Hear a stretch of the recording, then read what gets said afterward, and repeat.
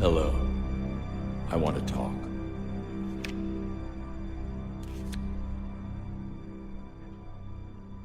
I've been thinking lately about you. You and me. About how this is going to end. About who will end up killing who.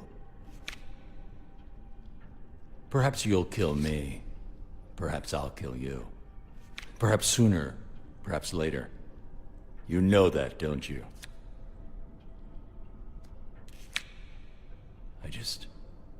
I need to know, for when that time comes, that I'd made a genuine attempt to talk things over, to try and avert the inevitable, just once. Listen to me. This is life and death, mine or yours. Our relationship, it's fatal, but I don't want your murder on my...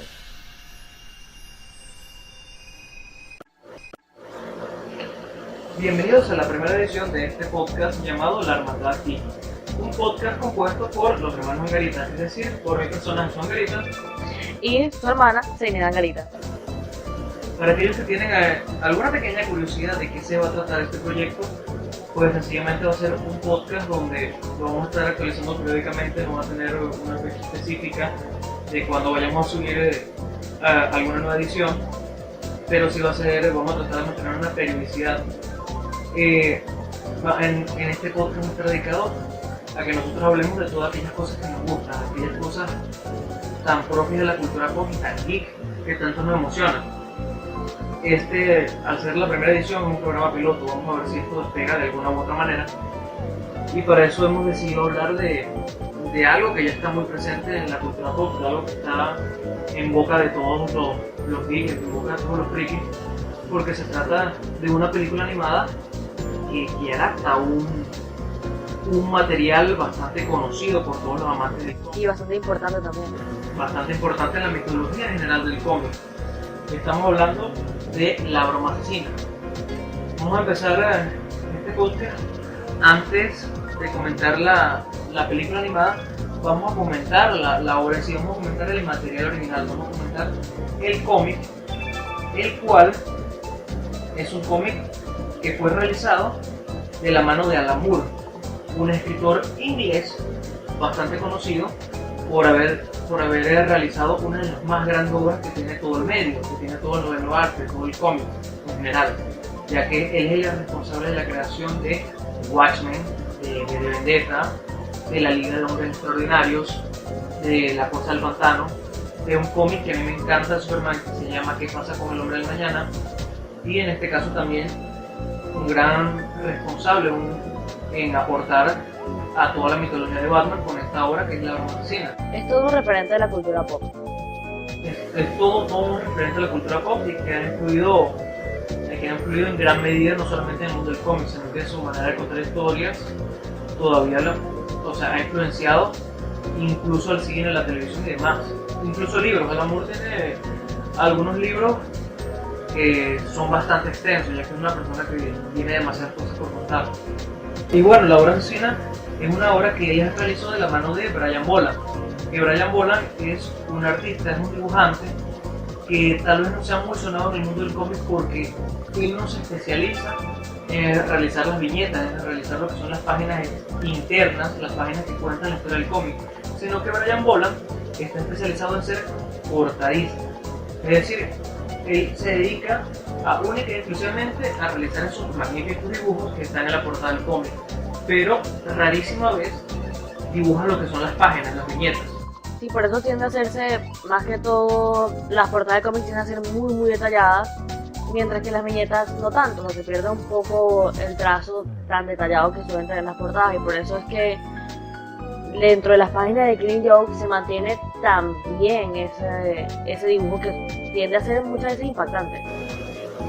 Bastante impactante y bastante perturbador, porque es lo que requiere la obra. De hecho, Brian Boland más de una vez ha dicho que él se sintió incómodo dibujando varias páginas de la obra, especialmente las páginas que incluyen lo que pasa con Bárbara Gordon, pero que aún así él tuvo que hacerlo con todo el detalle del mundo porque era algo que se lo pedía el guión. Y bueno, la Broma Mortal si alguien se lo pregunta, no es muy larga, no es una obra extensa, especialmente extensa, ni mucho menos, ya que solamente cuenta con 48 páginas. 48 páginas en su edición original, sin contar todo aquello que le fue añadido posteriormente. Sí, en la edición de lujo, ¿no? En la edición de lujo, sí, la que salió en 2009 se le añadió un epílogo. 2008. 2008-2009 se le añadió un epílogo y algunos comentarios y algunos trazos originales por parte de Brian Boland, pero que en su edición primera, la que salió en marzo de 1988, solamente contaba con 48 páginas, es decir, una historia bastante corta, que aunque sea corta, no se lee tan rápido, porque eso sí, es muy densa, ya que trata de un tema bastante fuerte, un tema bastante perturbador. Y no son, o sea, como no son dos historias, tienden a hacerse muy densas, o sea, no solamente una, sino que son dos historias dentro. O sea, son dos historias, claro, porque trata de el presente, el plan del Guasón que él está maquinando para probar un punto que él tiene, y también la historia del pasado, que son todos los recuerdos, todos los flashbacks que tiene la persona del Guasón, en donde se cuenta un posible origen de este personaje. Y La broma mortal o La broma asesina de Killing Joke, en su título original, tiene una historia bastante interesante, ya que fue publicada en marzo de 1988. Era una época en la que los cómics no estaban acostumbrados a plasmar en sus páginas historias tan fuertes como las que podemos ver hoy en día. De hecho, era un momento en el que el sello Vértigo todavía no terminaba de consolidarse y no era común que tuviéramos historias tan densas ni historias dirigidas para personas mayores de 18 años, para un público maduro como esta historia. Y esta historia es una de las grandes historias, uno de los grandes referentes y una de las grandes historias que siempre utiliza la gente para demostrarle al mundo que este medio, el medio del cómic, Es un arte. es un arte. Es un arte y no es un medio banal que se utiliza simplemente para contar historias superficiales o historias para niños. Que muchas veces las historias para niños son muy densas, pero en aquel tiempo, en los 80, se creía que simplemente era... Sí, pero es que siempre es que tú tienes algo que piensas que es para niños, que piensas que es infantil, ya mucha gente lo deja de catalogar como arte. Entonces siempre tiene que tocarse un tema más profundo cuando lleguen las veces. Sí, se puede decir que esta es una de las grandes historias que ha permitido que el mundo del cómic, que este medio, el noveno arte, se empiece a tomar con toda la seriedad que se merece. Y gracias a ello hemos tenido historias enormes que solamente se pueden contar en el cómic. Pero este es uno de los grandes pioneros. Uno de los grandes pioneros que siempre la gente vuelve y mira atrás y lo recuerda con mucho cariño, porque gracias a este cómic, junto con otros como Watchmen y demás cómics de Alan Moore, el mundo del cómic es lo que es hoy en día, un medio tan respetado como el cine o la televisión, el teatro, O como cualquier arte, pues. o como cualquier arte en general. Una repercusión bastante grande, pues, para todo el medio, y es un cómic al que siempre se le debe mucho.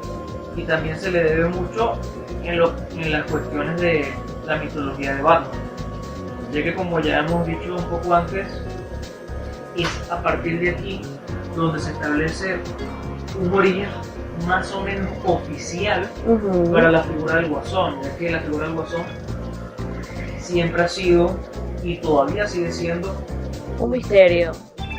Sí, o sea, porque este es el origen más aceptado por los fans. No es tanto el oficial, porque siempre se tiende a cambiar un poco, porque se tiende a jugar con la memoria y la locura del Guasón, que él mismo dice que a veces recuerda sus orígenes de forma distinta. Claro, el mismo Guasón, o sea, él se inventa a sí mismo unos orígenes por diversión. Y también es algo que él dice en el cómic de Amor Loco de Bruce Timm, Sí. que es algo que deja, que lo dice Batman, lo dice Batman explícitamente. El Guasón es un comediante y él utiliza el mejor material dependiendo del público. Entonces es como que el Guasón tiene en su cabeza archivados diferentes orígenes para contárselos a diferentes personas en el momento en que la situación lo merita. Entonces, si le quiere llegar al corazón de alguien, lo quiere embaucar, le cuenta cierto origen. si le quiere llegar a Harley Quinn o a la doctora Harley Quinn, le cuenta cierto origen. Sí, tal cual como se ve el cómic. Como se ve el cómic, si le quiere contar algo, quiere llegar a Gordon, le cuenta a Gordon un origen.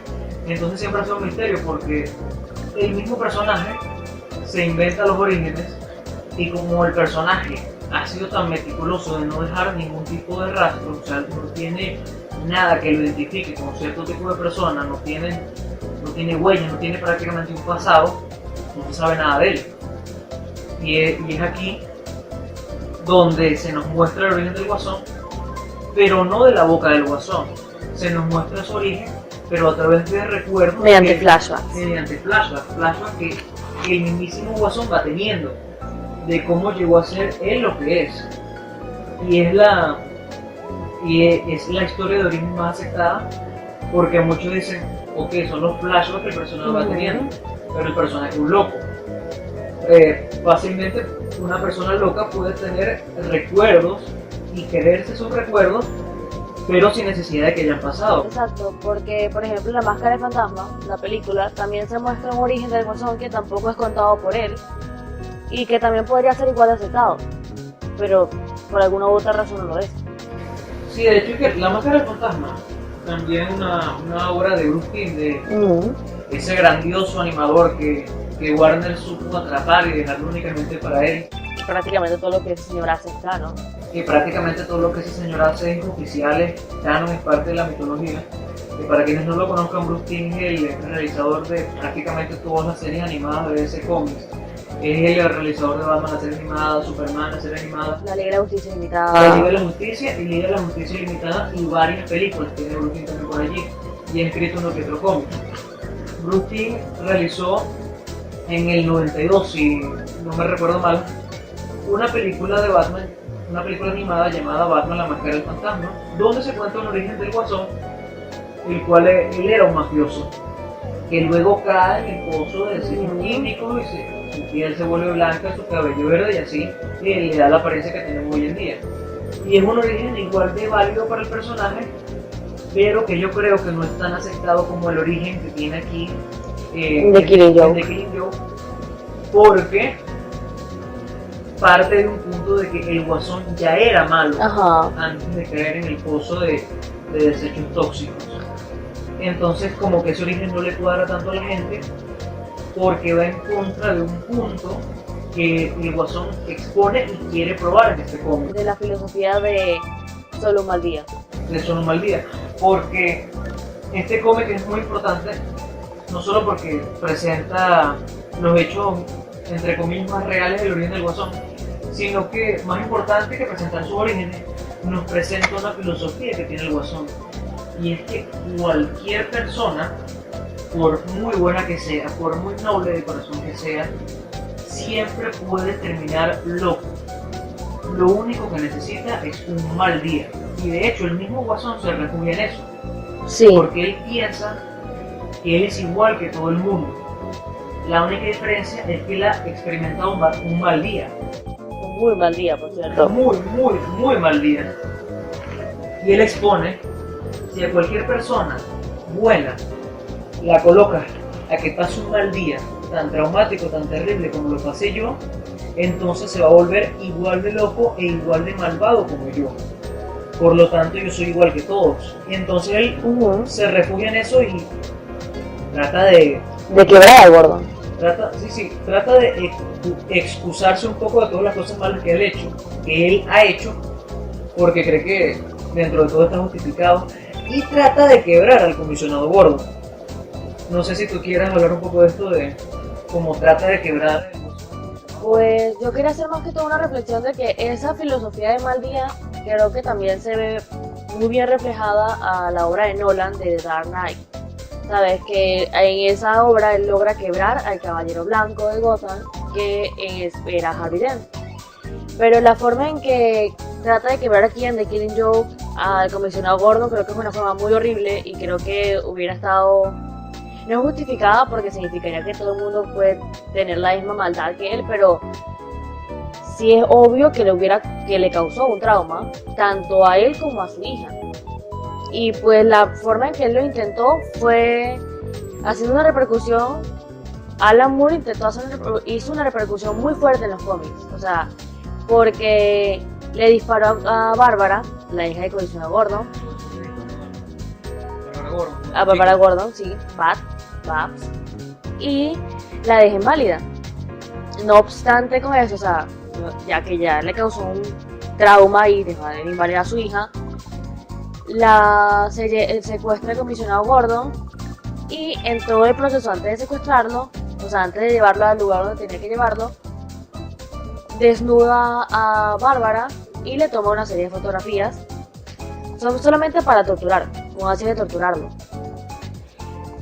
Más adelante se ve que lo lleva a un parque de diversiones que el Guasón ya había alquilado y todas esas cosas, y lo hace pasar por un monorriel, ¿no? Por el clásico juego de Feria del Túnel del Amor. Ajá, pero bastante retorcido. Porque en toda la imagen le empieza a usar pantallas que les van mostrando la imagen de Bárbara llena de sangre y desnuda, y bueno, o sea, todas esas cosas que incluso en el cómic esa parte es muy fuerte, sobre todo ver la reacción de Gordon, ¿sabes? Sí, sobre todo porque no es cualquier cosa de que, lo mete allí y le muestra imágenes, no de nada, sino que el Guasón, aparte de eso, para hacer la cosa más horrible, porque era, le mostró imágenes, no, pero es muy fuerte porque es la hija de él que terminó lisiada, le metieron un disparo, el loco más grande de toda Ciudad Gótica, y le muestran la foto desnuda mientras Gordon va pasando por toda esa atracción, y además se escucha como el Guasón está cantando una muy retorcida canción de música de fondo, ¿no? Una retorcida canción de música de fondo que básicamente dice me vuelvo loco, incitándolo a él a llevar ese camino, a refugiarse en la locura. Porque para el Guasón la locura es un refugio de la realidad. Porque para él la realidad es tan cruda que la única manera para sobrevivir a ella es estando loco. Exacto. Este es todo el eje en el que gira la broma asesina. Y es un eje que o sea, afectó la continuidad de DC, porque fácilmente podía haber pasado otros cómics y haber dicho, no, o sea, esto no pasó o algo así, no, pero Bárbara queda lisiada. Bárbara, en efecto, queda en una silla de ruedas y se vuelve lo que todos conocemos como Oráculo, pero o sea, eso afectó tanto en el cómic como más allá. Y es interesante porque casi siempre cuando se hace este tipo de historias que son tan espectaculares, muchas veces la historia, aunque tiene peso a nivel argumental y tiene impacto en el público y es reconocida como una historia muy buena porque deja gran cantidad de cosas para reflexionar, casi siempre como influye en la continuidad de ser lo que hace es decir lo siguiente: ¿saben qué? Esta historia no cuenta, no es parte de la continuidad, esta historia es una historia imaginaria. Porque antes, en los 80, antes, todas las historias que no pertenecían a la continuidad se clasificaban simplemente como historia imaginaria. Ahora, con todo esto del multiverso de las tierras y todo eso, de las tierras paralelas, dicen, no, es que esta historia es en Tierra 3. No pasa en tierra prima, tierra 0, no, esto ocurre en tierra 3 o incluso en tierra 43, que creo que es donde suceden los eventos del Batman de Frank Miller, de Dark Returns, todo eso. En cambio aquí no, aquí los editores dijeron, ¿saben qué? Esta historia es demasiado buena y como que explora tanto la mente del Guasón que esto se tiene que quedar. Esto es parte de la continuidad, y como es parte de la continuidad, queda no solo la filosofía de vida del Guasón que nos permite comprenderlo, sino que queda también el hecho de que a partir de ahora Bárbara Gordon va a estar en silla de ruedas, va a estar lisiada. Y afecta tanto como a Bárbara Gordon, que es la principal persona que se le afecta, como a su papá, al Comisionado Gordon, como a Batman. O sea, afecta a toda la Batifamilia y todas las personas que hacen eso, pues porque a partir de ese momento Gótica y Batman tuvieron que lidiar sin la presencia de Batichica.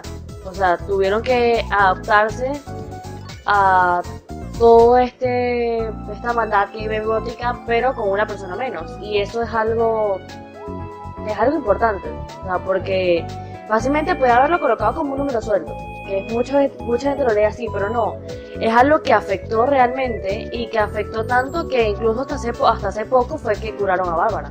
Hasta hace poco de hecho creo que fue 2000, bueno, no, eso fue como en 2011 con lo de los nuevos 52. Sí, Con los nuevos 52, de resto Bárbara seguía en silla de ruedas y seguía siendo Oráculo. Bárbara había, este cómic se había marcado como la última aventura de todo Batechica.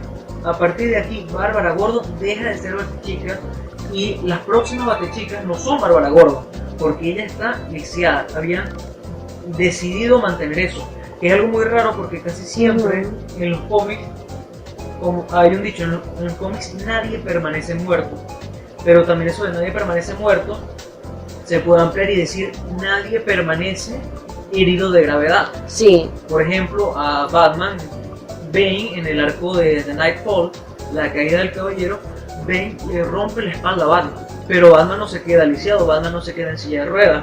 O la misma ira de Green Arrow que volvió ahí mismo, o la muerte de Green Arrow. Es más, el que más duró para volver fue Barry, que duró mucho con Crisis Infinitas, pero igual volvió, eventualmente volvió y bueno, nos dieron el Flashpoint.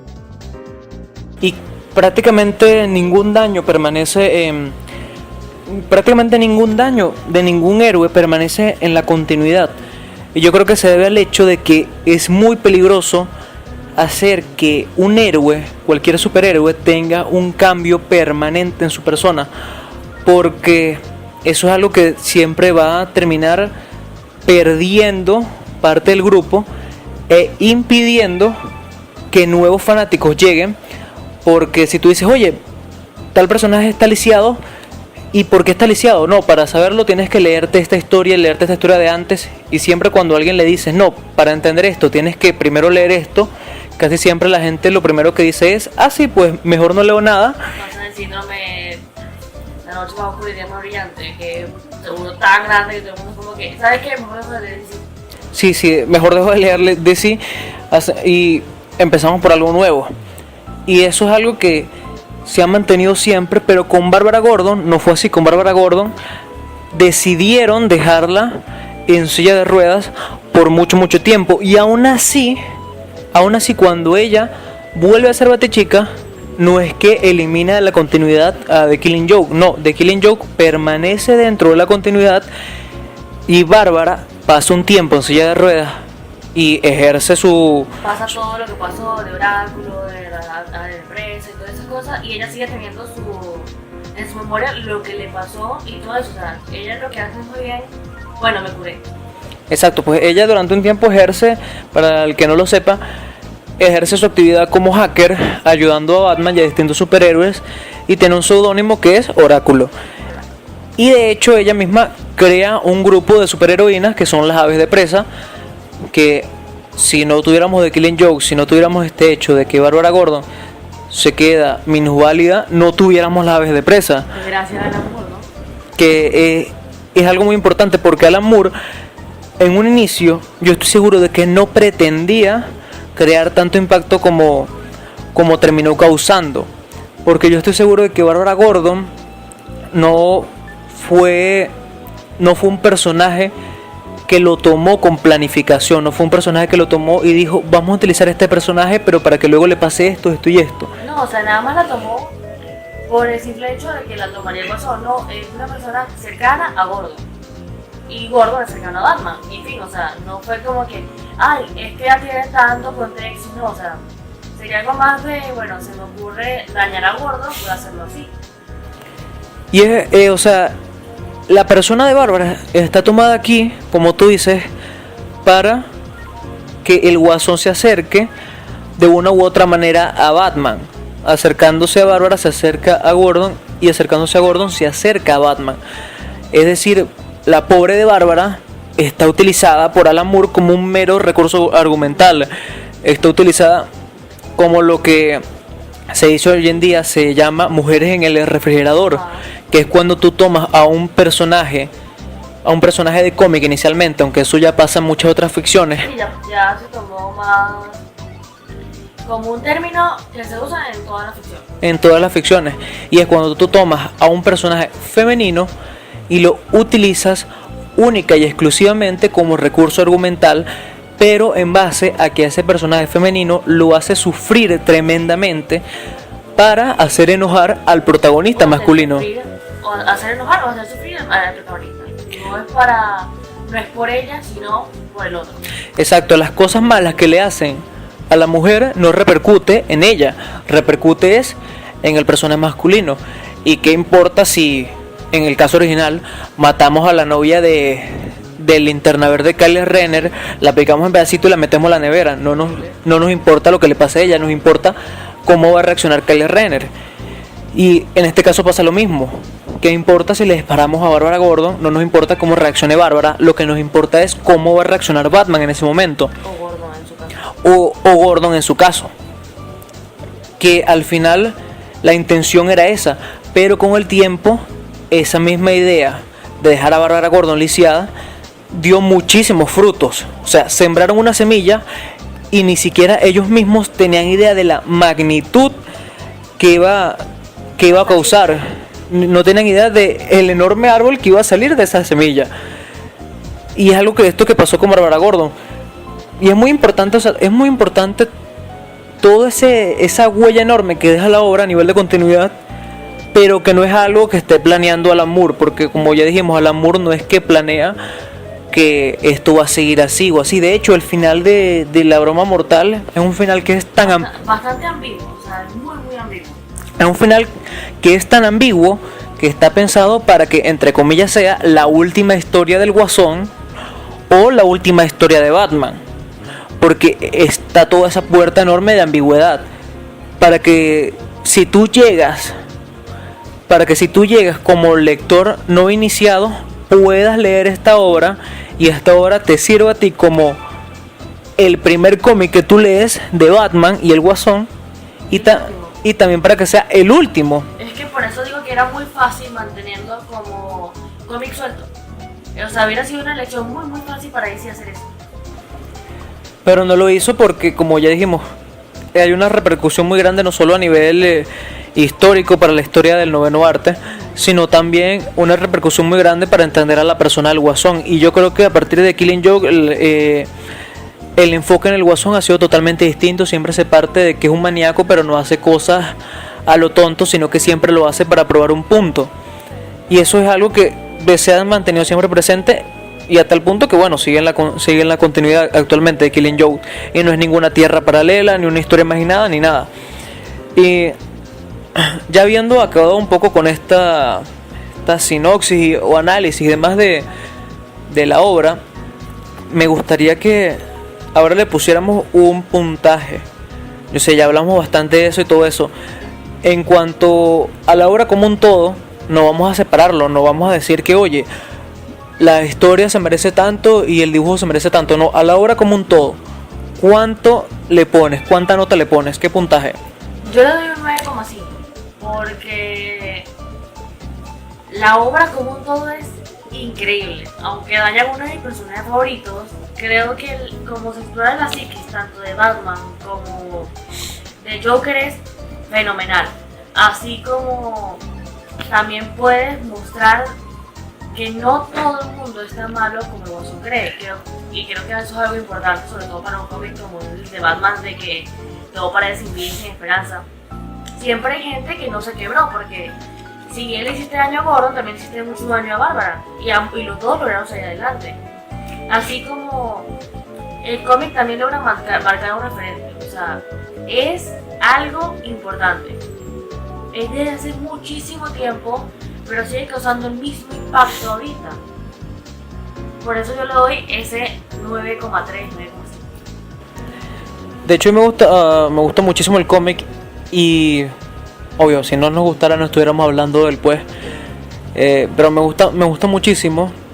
Sobre todo porque te marca que no todos enfrentan un trauma de la misma manera. Un trauma puede convertir a una persona en alguien tan oscuro y macabro como el Guasón, y también lo puede convertir en alguien tan heroico como Batman, porque básicamente No, luminoso no es, pues, pero sí es alguien muy heroico, porque la premisa de Batman es: yo pasé por un evento traumático, un suceso terrible, y ¿qué voy a hacer ahora? Voy a asegurarme de que nadie más pase por eso. Voy a proteger a las personas. El Guasón no, el Guasón es: yo pasé por un suceso terrible, eso me da una excusa a mí Para para... hacer que las demás personas sufran lo mismo que mí. Exacto. Entonces es como un trauma, puede hacer de las personas héroes como Batman o villanos como el Guasón, pero todo depende de cómo lo afrontemos.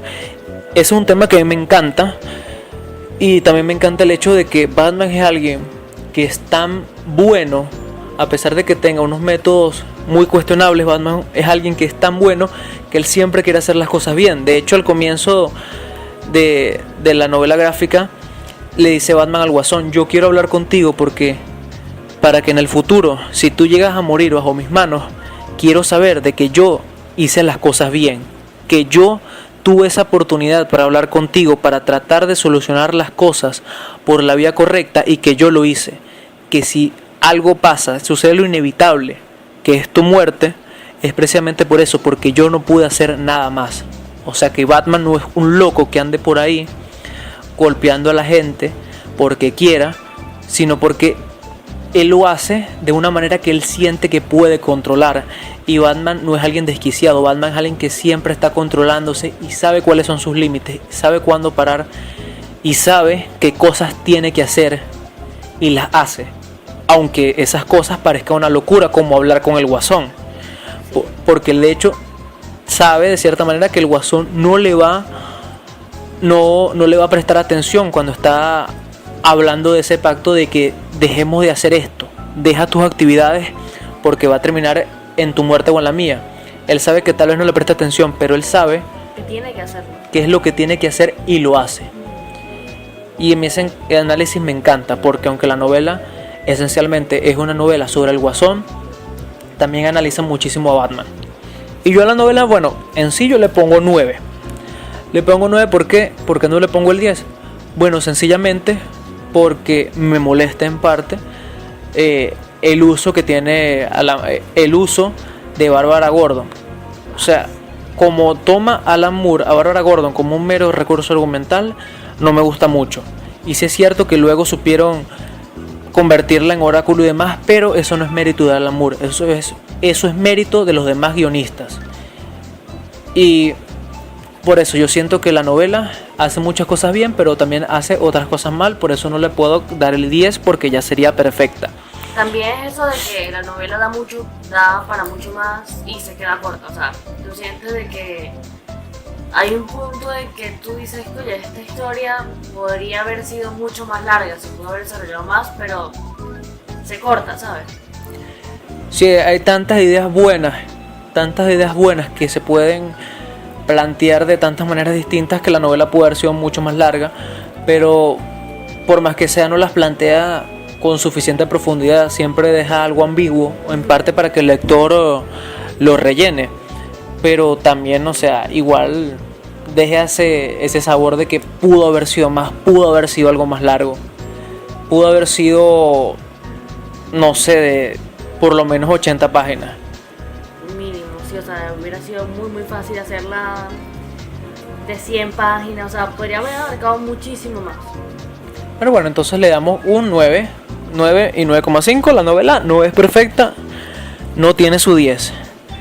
Y bueno, terminando con la novela, también cabe destacar que esta novela, en su edición de lujo, tiene un epílogo escrito y dibujado por Brian Boland, no por Alan Moore, sino por Brian Boland, que es la persona que ha estado más en contacto con todas las reediciones que ha tenido de Killing Joke, porque Alan Moore es una persona tan perfeccionista que él se aleja de todas sus obras. Cuando la obra ya está terminada, él ni la mira ni la toca, porque dice: esto ya quedó como quedó, no le vamos a hacer cambio, no le vamos a hacer reediciones, no le vamos a hacer más nada, esto ya está listo. Es como que cuando él la pone, para él ya es perfecto, o sea, ya no hay nada más que agregarle ni quitarle, ya está.